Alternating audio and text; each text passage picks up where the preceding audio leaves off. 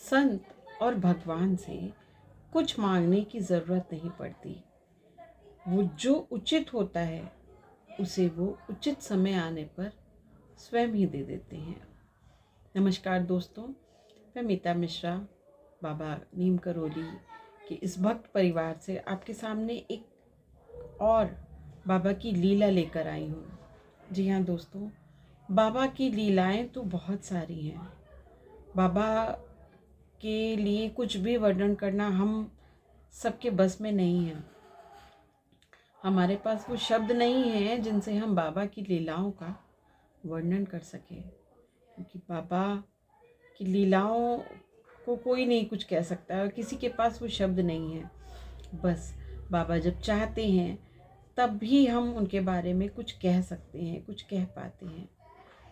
बाकी तो हम लोगों के पास वो शब्द नहीं है, वो जिह्वा नहीं है जिनसे बाबा का वर्णन किया जा सके, उनकी लीलाओं का वर्णन किया जा सके। तो आज मैं आपको एक बाबा की एक लीला बताती हूँ, कैसे उन्होंने एक बीमार को, एक मरणासन व्यक्ति को किस प्रकार से जीवन दिया।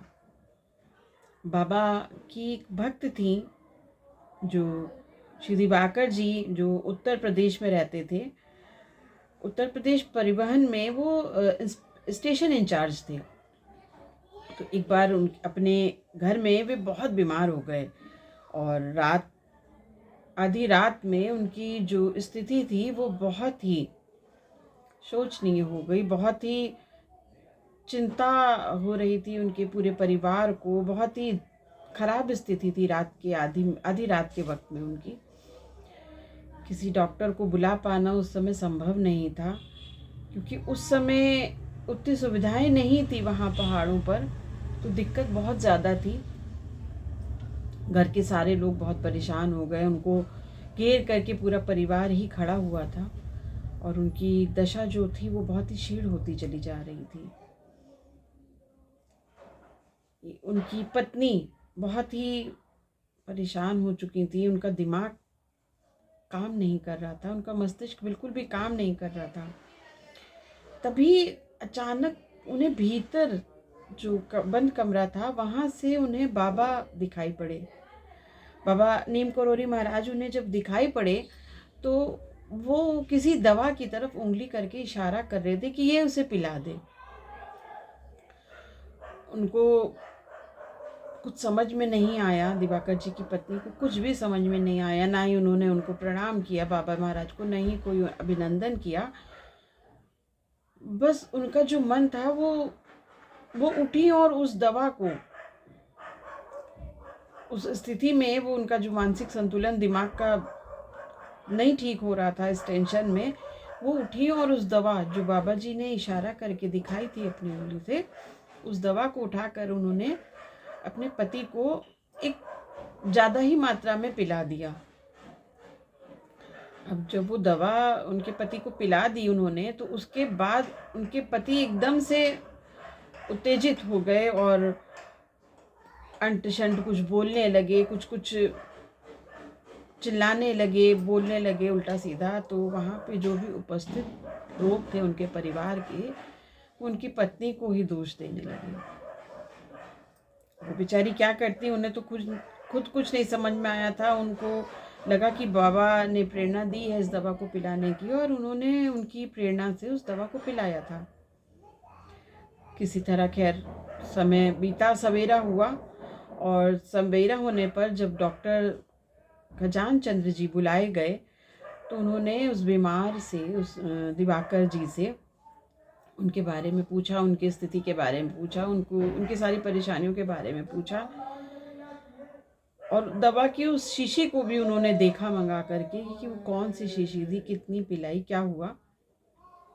उन्होंने बहन को बुलाया, दिवाकर जी की पत्नी को बुलाया और पूछा कि बेटी तूने ये दवा कैसे दी थी। तो दिवाकर जी की पत्नी कुछ नहीं बोली, बस वो रोने लगी, क्योंकि उनको लग रहा था कि उनसे अनजाने में कोई गलती हो गई है शायद। लेकिन उनके मन में कहीं ना कहीं विश्वास भी था कि बाबा जी के इशारे पर उन्होंने दवा दी है तो गलत तो नहीं होगा। लेकिन हाँ, अपने पति की ऐसी स्थिति देखकर उनको रोना भी आ रहा था। डॉक्टर साहब ने उनकी पीठ को थपथपाते हुए कहा, उनके पूरे परिवार वालों से, घर वालों से कहा, इसने अपने पति को संभाल लिया है। बहुत सही समय पर इसने जो दवा दी, उस दवा का नाम कोरोमिन था।